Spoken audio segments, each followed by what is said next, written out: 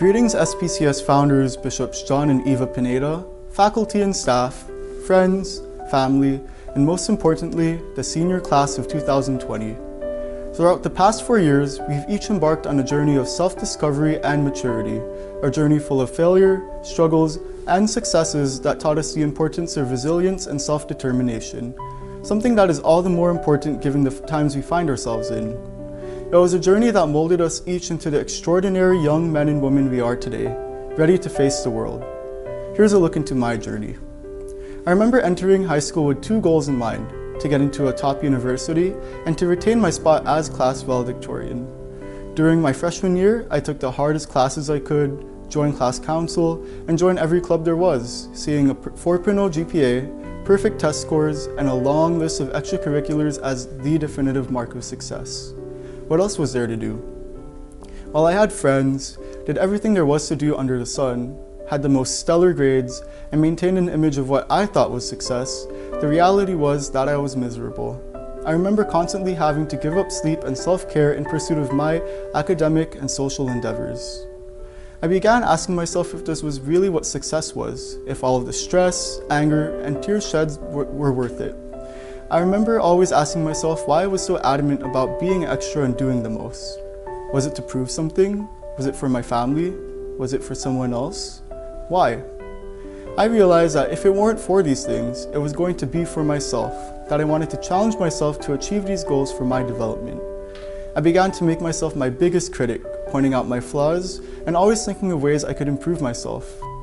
As I began to adopt a growth mindset, I slowly but surely began to see myself becoming a happier, less cutthroat person. Don't get me wrong, I still worked my way through high school, taking the hardest classes I could, aiming for the highest grades I could achieve, and involving myself in a variety of extracurriculars. I still found myself stumbling, stressing out, and crying often. I'll never forget the time I stayed up for nearly 2 days straight, catching up on work for AP Economics. The difference was that I began to realize my limits and learn to take better care for myself. I realized that it's okay to take breaks and slack off sometimes. As I progressed through high school, I saw myself becoming a more sociable person and spending more time with the people I cared about. I saw myself breaking out of my shell, caring more for others.